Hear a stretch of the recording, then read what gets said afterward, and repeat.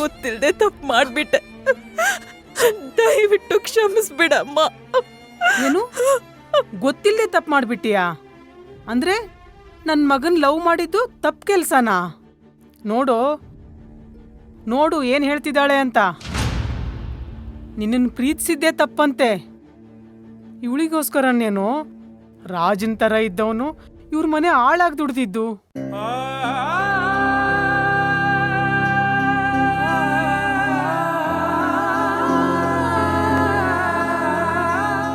ಅಮ್ಮು, ದಯವಿಟ್ಟು ಸುಮ್ಮನಿರು. ಹೇಗೋ ಸುಮ್ನಿರ್ಲಿ? ಹೇಗ್ ಸುಮ್ನಿರ್ಲಿ? ಹೆತ್ ಮಗ ಕಣ್ಮುಂದೆ ಕಣ್ಣೀರ್ ಹಾಕ್ತಾ ಕೂತಿದ್ರೆ ಹೆತ್ತೊಟ್ಟೆ ತಣ್ಣಗಿರುತ್ತೇನೋ? ಡ್ಯಾಡ್, ಮೀನು, ನಿನ್ನ ಸಂಕಟ ಎಲ್ರಿಗೂ ಅರ್ಥ ಆಗತ್ ಕಣೆ. ಆದರೆ ಏನು ಮಾಡೋದು, ಹಣೆ ಬರ ಅಂತ ಒಂದಿರುತ್ತಲ್ಲ.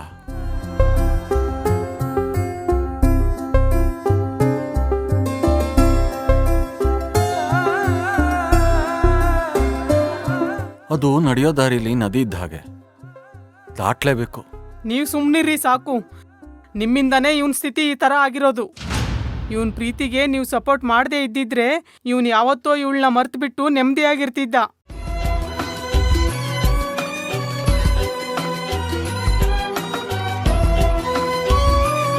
ಅವಳೇನೋ ಯಾವನೋ ಮದ್ವೆ ಆಗಿ ನೆಮ್ಮದಿಯಾಗಿ ಹೋಗ್ಬಿಡ್ತಾಳೆ. ಆಮೇಲೆ ಇವನ್ ಗತಿ ಏನ್ರಿ?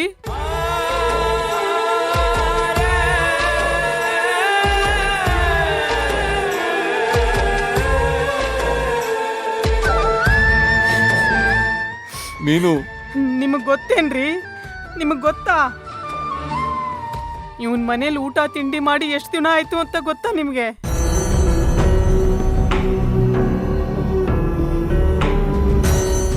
ಕಣ್ ತುಂಬಾ ನಿದ್ದೆ ಮಾಡಿ ಎಷ್ಟು ದಿನ ಆಯ್ತು ಅಂತ ನಿಮ್ಗೆ ಗೊತ್ತಾ? ಅಮ್ಮು, ನೀನ್ ಸುಮ್ನೆ ಇರೋ ಮಗ್ನೆ. ಅವತ್ತಿಂದ ಹೇಳ್ದೆ ನಾನು, ಈ ನಾಟಕ ಎಲ್ಲ ಬೇಡ, ನಾವು ಹೋಗಿ ಹೆಣ್ ಕೇಳ್ಕೊಂಡ್ ಬರ್ತೀವಿ ಅಂತ.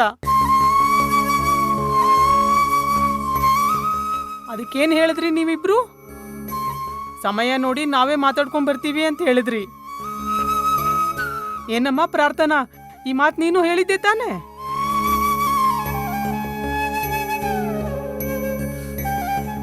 ಅಮ್ಮ, ಅವತ್ತಿನ ಪರಿಸ್ಥಿತಿನೇ ಬೇರೆ ಇತ್ತು, ಇವತ್ತಿನ ಪರಿಸ್ಥಿತಿನೇ ಬೇರೆ ಇದೆ.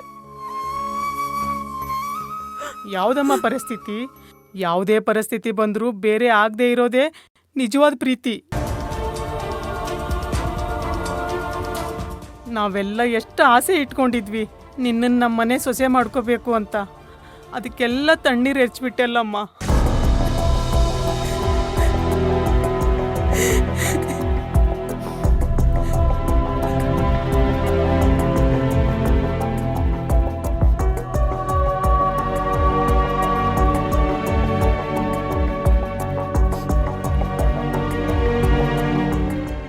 ಪ್ರಾರ್ಥನಾ, ಬಾ. ಅಮ್ಮ, ಬಾ ಹೋಗೋಣ. ಅಮ್ಮ, ಅಮ್ಮೋರೆ,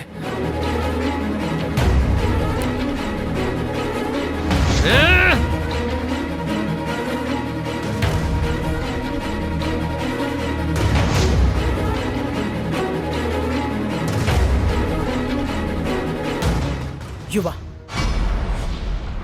ಕೀ ಅಲ್ಲೇ ಬಿಟ್ಟು ಆಚೆ ಬನ್ನಿ.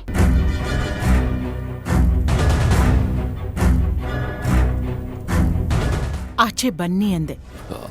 ಅದು ಅಮ್ಮ. ಹೇಳ್ತಿರೋದು ಕೇಳಿಸ್ತಿಲ್ವಾ? ಆಚೆ ಬನ್ನಿ.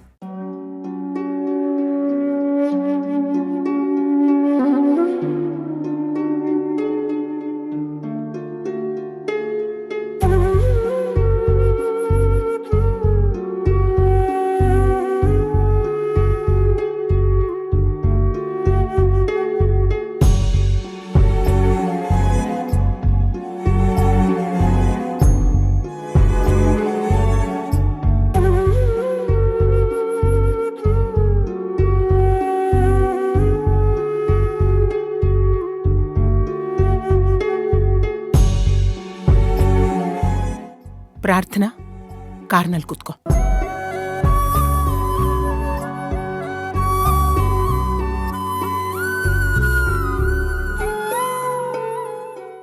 ಪ್ರಾರ್ಥನಾ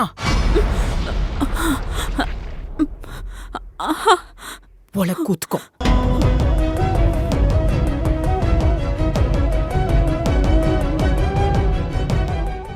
ಅಮ್ಮೋರೆ, ನಾನೇ ಬರ್ತೀನಿ.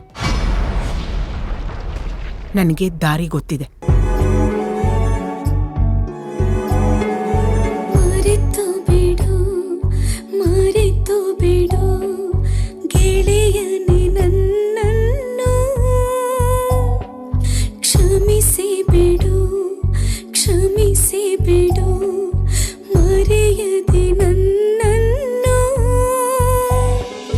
ಕಂಗಳ ಗೂಡಿನಲ್ಲಿ ಕೂಡಿಟ್ಟಿರೋ ಕನಸಿಗಿಲ್ಲ, ಗೋರಿ ಕಟ್ಟಿಬಿಡು ನೀ ಗೋರಿ ಕಟ್ಟಿಬಿಡು, ಪ್ರೀತಿಯ ಕಥೆಗೆ ನೀ ಅಂತ್ಯ ಹಾಡಿಬಿಡು. ಮರೆತು ಬಿಡು ಮರೆತು ಬಿಡು ಮರೆಯುವ ಮಾತನ್ನು, ಕ್ಷಮಿಸಿ ಬಿಡು ಕ್ಷಮಿಸಿ ಬಿಡು ಮರೆಯನು ನಿನ್ನನ್ನು. ಅತ್ತೆ, ಈ ಹುಡುಗಿಗೆ ಅದೇನ್ ಬುದ್ಧಿ ಅಂತ ಕಲ್ಸಿದೀರಾ? ಕತ್ತೆಗ್ ವಯಸ್ಸಾದ್ರೂ ದೊಡ್ಡವರು ಚಿಕ್ಕವರು ಅನ್ನೋ ಮರ್ಯಾದೆನೇ ಇಲ್ಲ, ಹೇಗ್ ಮಾತಾಡ್ಬೇಕು ಅನ್ನೋ ಸಂಸ್ಕಾರನೇ ಇಲ್ಲ. ಛೇ! ಹಲೋ, ಈ ಮಾತು ಒಂದ್ ವೇಳೆ ಚಂದ್ರು ಅಂಕಲ್ ಕಡೆಯಿಂದ ಬಂದಿದ್ರು ನಾನು ಆ ಮಾತು ಕೇಳ್ತಿದ್ದೆ. ನಿಮಗಿದೆಲ್ಲ ಸೂಟ್ ಆಗಲ್ಲ. ಏ, ನೋಡಿ ನೋಡಿ ನೋಡಿ ಹೇಗ್ ಮಾತಾಡ್ತಾ ಇದ್ದಾಳೆ ಅಂತ. ಏ ಯಾಕೆ ಸುಮ್ಮನೆ ಕೂಗಾಡ್ತೀಯ? ಅವಳು ಕರೆಕ್ಟಾಗೆ ಹೇಳಿದಾಳೆ. ವಾಸು, ಆಯ್ತಲ್ಲ ಮರ್ಯಾದೆ, ನಡಿ ಹೋಗೋಣ. ಪ್ರಾರ್ಥನಾ ಪ್ರಾರ್ಥನಾ ಪ್ರಾರ್ಥನಾ ಪ್ರಾರ್ಥನಾ ನಾನು ಟಿವಿ ನೋಡ್ತಿರೋದು ನಿಮಗೆ ಕಾಣ್ತಿಲ್ವಾ? ಅಂಕಲ್, ಇಷ್ಟು ವರ್ಷ ಈ ಕತ್ತೆ ರಾಗನ ಅದು ಹೇಗೆ ಸಹಿಸ್ಕೊಂಡಿದ್ದೀರಾ ನೀವು? ಏಯ್, ಮಾತು ಹದ್ದು ಮೀರ್ತಾ ಇದೆ. ಅದು ನಿಮ್ದು. ಛೇ, ನಿನ್ ಜೊತೆ ಮಾತಾಡೋರ್ಗೆ ಬುದ್ಧಿ ಇಲ್ಲ. ಅದಿದ್ದಿದ್ರೆ ನೀವು ಹೀಗೆ ಆಡ್ತಿರ್ಲಿಲ್ಲ.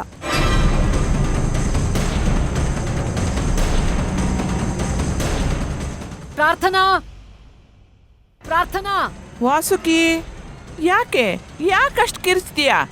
ನೋಡು, ನೀನು ಬೆಳಗ್ಗೆಯಿಂದ ಸಂಜೆವರೆಗೂ ಕಿರ್ಚಿದ್ರೂ ಅವಳೇನ್ ಬರಲ್ಲ. ಯಾಕೆ? ಎಲ್ಲಿ ಹೋದ್ಲು ನನ್ನ ಮಗಳು? ಏನ್ ಮಾಡಿದ್ರಿ ಅವಳಿಗೆ? ನಾನು ಇಲ್ದೇ ಇರೋ ಪರಿಸ್ಥಿತಿ ನೋಡ್ಕೊಂಡು ಅವಳನ್ನ ಮನೆಯಿಂದ ಆಚೆ ತಳ್ಬಿಟ್ರ ಹೇಗೆ? ಛೇ, ತಪ್ಪೆಲ್ಲ ನಂದೆ. ಹಲೋ, ಮಗಳನ್ನು ನನ್ನ ಜೊತೆ ಕರ್ಕೊಂಡು ಹೋಗ್ಬೇಕಾಗಿತ್ತು. It's my mistake. Hello madam, over acting ಮಾಡಬೇಡಿ. ಅಮ್ಮ ಮತ್ತೆ ಅಕ್ಕ ಇನ್ವಿಟೇಷನ್ ಕಾರ್ಡ್ಸ್ನ ಡಿಸ್ಟ್ರಿಬ್ಯೂಟ್ ಮಾಡಕ್ಕೆ ಹೋಗಿದ್ದಾರೆ. ಯಾರು? ಅಮ್ಮ ಮತ್ತೆ ಅಕ್ಕನಾ? ಯಾಕೆ? ಅಪ್ಪ ಹೋಗ್ಲಿಲ್ವಾ? ಅದರ ಅವಶ್ಯಕತೆ ನಿನಗಿಲ್ಲ. ನಿನ್ ಕೆಲಸ ಎಷ್ಟಿದೆ ಅಷ್ಟು ನೋಡ್ಕೋ ಹೋಗು. ಇದು ನನ್ನ ಕೆಲಸನೇ. ವಾಸು, ಬಾ ಹೋಗೋಣ ಅಂತ ಹೇಳಿದ್ನಲ್ಲ, ಸುಮ್ಮನೆ ಯಾಕೆ ಅವ್ರನ್ನ ಕೆಣಕ್ತೀಯ? ನೀವ್ ಸ್ವಲ್ಪ ಸುಮ್ನೆ ಇರಿ. ಅತ್ತೆ, ಬಾವ ಯಾಕೆ ಹೋಗ್ಲಿಲ್ಲ ಅವ್ರ ಜೊತೆ? ಅದೆಲ್ಲ ಕಟ್ಕೊಂಡು ನಿಮ್ಗೇನು? ನಮ್ಮಿಷ್ಟ. ನಾವು ಅವ್ರನ್ನ ಕಳಿಸ್ತೀವೋ ಅಥವಾ ನಾವೇ ಹೋಗ್ತೀವೋ? ನಿಮ್ಮ ಕೆಲಸ ಏನಿದೆಯೋ ಅಷ್ಟು ನೋಡ್ಕೊಂಡಿರಿ ನೀವು. ಪಾವನಿ, ಕೂಗಾಡ್ಬೇಡಿ, ಚೆನ್ನಾಗಿರಲ್ಲ ಆಮೇಲೆ. ಅಯ್ಯೋ! ವಾಸು, ಬಾ ಅನ್ನಲ್ಲ, ಸುಮ್ಮನೆ ನಡಿ ನಡಿ. ಹರಕೆ ತೀರ್ಸಕ್ಕೆ ಅಂತ ಹೋದವರು ಮತ್ತೆ ವಾಪಸ್ ಯಾಕೆ ಬಂದ್ರು? ನಮ್ಮ ತಲೆ ತಿನ್ನಕ್ಕೆ. ವಾಸು, ಸುಮ್ಮನೆ ನಡಿ ನೀನು.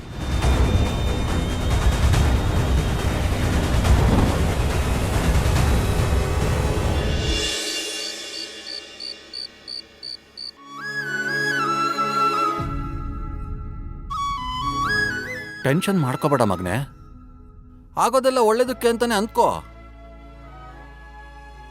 ಏನು ಒಳ್ಳೇದಾಗತ್ತೆ ಡ್ಯಾಡ್? ನೋಡಿದ್ರಲ್ಲ, ಅವರಮ್ಮ ಅವಳನ್ನ ಹೇಗೆ ಹೇಳ್ಕೊಂಡು ಹೋದ್ರು ಅಂತ. ಅವ್ರ ಮುಖದಲ್ಲಿ ಆ ಕೋಪ ನೋಡಿದ್ಮೇಲೂ ಒಳ್ಳೇದಾಗತ್ತೆ ಅಂತ ನಿಮ್ಗೆ ಅನಿಸ್ತಿದ್ಯಾ? ನೋಡ್ ಮಗನೇ, ಆ ಕ್ಷಣಕ್ಕೆ ವಿಷಯ ಗೊತ್ತಾಗಿ ಅವರು ಗಾಬರಿ ಆಗಿರ್ತಾರೆ. ಆ ಗಾಬರಿನ ಕೋಪದ ರೂಪದಲ್ಲಿ ತೋರಿಸಿರ್ತಾರಷ್ಟೇ. ಇಲ್ಲ ಡ್ಯಾಡ್, ನನಗೆ ಯಾಕೋ ಹಾಗೆ ಅನ್ನಿಸ್ತಾ ಇಲ್ಲ. ಇಷ್ಟು ದಿನ ಪ್ರಾರ್ಥನಾ ಅವ್ರ ಮುಖ ನೋಡಕ್ಕೆ ಒಂದು ಅವಕಾಶ ಆದ್ರೂ ಸಿಗ್ತಾ ಇತ್ತು. ಇನ್ಮೇಲೆ ಅದು ಇಲ್ಲ ಅನಿಸ್ತಿದೆ. ಎಲ್ಲ ಇವಳಿಂದಾನೇ ಆಗಿತ್ತು. ನೋಡು ಹೆಂಗ್ ಕೂತಿದ್ದಾಳೆ ಮಳ್ಳಿ ಹಂಗೆ. ಆವಾಗ್ಲೇ ಹೀಗೆ ಕೂತಿದ್ರೆ ಆಗ್ತಿರ್ಲಿಲ್ವಾ? ಬಾಯಿಗೆ ಬಂದಿದ್ದೆಲ್ಲ ಒದರಿ ಎಲ್ಲದನ್ನ ಹಾಳು ಮಾಡಿ ಇಟ್ಬಿಟ್ಲು. ಹೌದ್ರಿ, ಎಲ್ಲ ಹಾಳು ಮಾಡಿಬಿಟ್ಟಿದ್ದೀನಿ ನಾನು. ನೀವು ಮಾತ್ರ ಅವತ್ತಿಂದ ಎಲ್ಲ ಉದ್ಧಾರ ಮಾಡಿದ್ದೀರಾ. ನಾನು ಎಷ್ಟು ದಿನ ಅಂತ ಸುಮ್ಮನೆ ಇರಲಿ? ಇವ್ನು ನೋಡಿದ್ರೆ 3 ಹೊತ್ತು ಪ್ರಾರ್ಥನಾ ಪ್ರಾರ್ಥನಾ ಅಂತ ಜಪ ಮಾಡ್ತಿರ್ತಾನೆ. ಎತ್ತು ಕರುಳು ಸಂಕಟ, ನಿಮ್ಗೇನ್ರಿ ಗೊತ್ತಾಗುತ್ತೆ? ಅವಳು ನೋಡಿದ್ರೆ ನಮ್ಮನೆ ಸೊಸೆಯಾಗಿ ಬರಬೇಕಾದವಳು ನಮ್ಮನ್ನೇ ಎಂಗೇಜ್ಮೆಂಟಿಗೆ ಕರೆಯಕ್ಕೆ ಬಂದಿದ್ದಾಳೆ. ಕೋಪ ಬರ್ದೇ ಇರುತ್ತಾ? ನಾರಾಯಣ, ನಾರಾಯಣ, ನೋಡ್ದ್ಯಾ ನೀನ್ ಮಾಡಿದ ಕೆಲ್ಸಕ್ಕೆ ನನ್ನ ಮಗ ಹೇಗಾಗಿದ್ದಾನೆ ಅಂತ? ಏನೂ ಆಗಲ್ಲ. 2 ದಿವಸ ಹೋದ್ರೆ ಎಲ್ಲ ಸರಿ ಹೋಗುತ್ತೆ. ನೀವು ತೆಪ್ಪಗಿರಿ. ಇನ್ಮೇಲೆ ಅವನು ಎಲ್ಲೂ ಹೋಗ್ಬೇಕಾಗಿಲ್ಲ, ಯಾವ ಕೆಲ್ಸಕ್ಕೂ ಹೋಗ್ಬೇಕಾಗಿಲ್ಲ, ಮನೇಲೇ ಇರ್ಲಿ. ನಿನ್ ಜೊತೆ ಮಾತಾಡೋರ್ಗೆ ತಲೆಯಲ್ಲಿ ಬುದ್ಧಿ ಇಲ್ಲ. ಥತ್.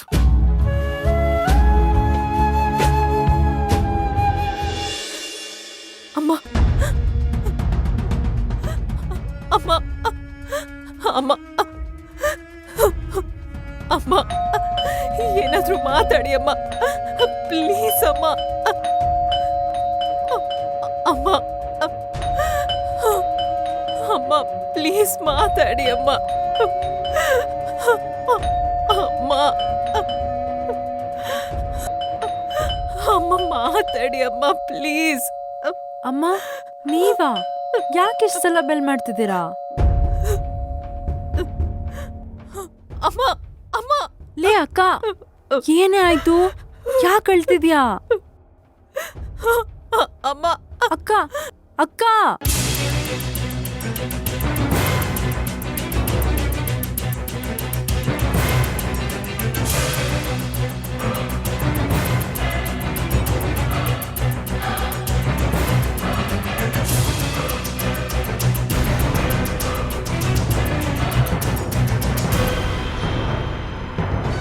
ಅಮ್ಮ ಅಮ್ಮ. ಲೇ ಅಕ್ಕ, ಏನೇ ಆಯ್ತು? ಯಾಕೆ ಅಳ್ತಿದ್ಯಾ? ಪ್ರಾರ್ಥನಾ, ಏನಾಯ್ತಮ್ಮ? ನಿಮ್ಮಮ್ಮ ನೋಡಿದ್ರೆ ರೂಮ್ಗೆ ಹೋಗಿ ಬಾಗ್ಲು ಹಾಕ್ಕೊಂಡ್ಲು. ನೀ ನೋಡಿದ್ರೆ ಅಳ್ತಾ ಇದೀಯಾ. ನಾನು ಏನಂತ ತಿಳ್ಕೊಳ್ಳಿ? ಏನಾಯ್ತು ಹೇಳು ಪುಟ್ಟ. ಹೇಳೆ, ಏನೇ ಆಯ್ತು? ಯಾಕೆ ಅಳ್ತಿದ್ಯಾ? ಯುವ ಎಲ್ಲೇ? ಅಮ್ಮ ಅಮ್ಮ, ಯುವ ಎಲ್ಲೇ ಅಕ್ಕ? ಯಾಕೆ ಅಳ್ತಿದ್ಯಾ? ಅಮ್ಮ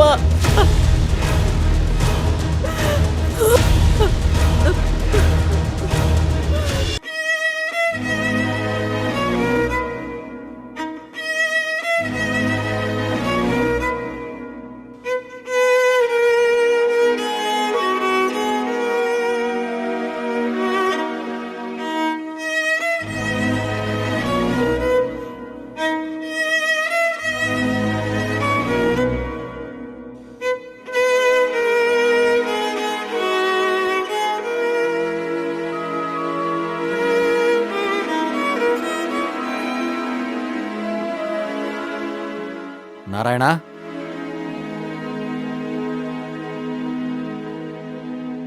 ಯಾಕೋ ಹೀಗ್ ಕೂತಿದ್ಯಾ? ಜೀವ ಹೋದ್ಮೇಲೆ ಸಾವೇ ಅಲ್ವಾ ಡ್ಯಾಡ್? ಯಾಕೆ ಸತ್ತೆ ಅಂತ ಕೇಳಿದ್ರೆ ಶವ ಹೇಗೆ ಉತ್ತರ ಕೊಡುತ್ತೆ ಡ್ಯಾಡ್? ಬಿಡ್ತು ಅನ್ನು, ಯಾಕೆ ಹಾಗೆಲ್ಲ ಮಾತಾಡ್ತೀಯಾ? ಈಗ ನಾನು ಒಂಥರ ಶವನೇ ಡ್ಯಾಡ್. ನನ್ನ ಮಾತು ನಿಮಗೆ ಕೇಳಿಸ್ತಿದ್ರು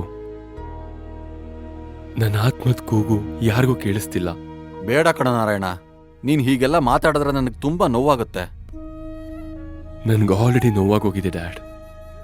ಇವತ್ ನಡೆದ ಘಟನೆ ನಿನ್ ನೋವಿಗೆಲ್ಲ ಮುಲಾಮಾಗುತ್ತೆ. ಬಿಡು ಮಗನೇ.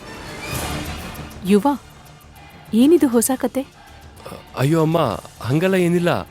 ಪಾವನಿ ನಂಗೆ ರೇಗ್ಸೋಕ್ಕೋಸ್ಕರ ಅಜ್ಜಿ ಹತ್ರ ಹಂಗೆ ಹೇಳಿದ್ಲು ಅಷ್ಟೇ.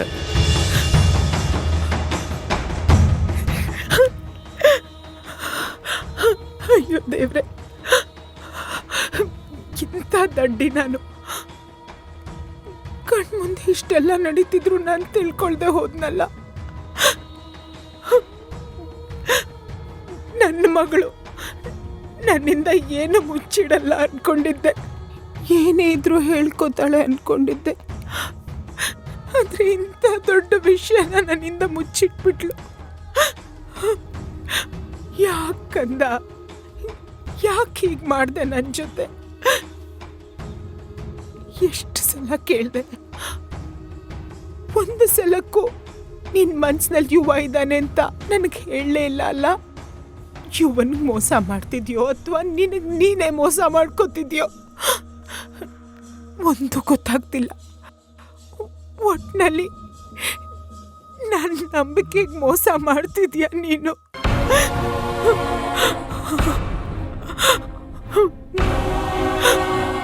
ಮದುವೆ ಮಾಡಬೇಕು ಅಂತ ಹೇಳಿದ್ರಿ, ಮನೆ ಬಿಟ್ಟು ತೊಲಗ್ತಾಳಲ್ಲ ಅಂತ ಹ್ಞೂ ಅಂದೆ. ಇದನ್ನ ಮೀರಿ ನೀವೇನಾದ್ರೂ ಬಲವಂತ ಮಾಡಿದ್ರೋ ಇವಳು ಮದುವೆ ಕನ್ಸು ಕನ್ಸಾಗೆ ಉಳಿಯುತ್ತೆ.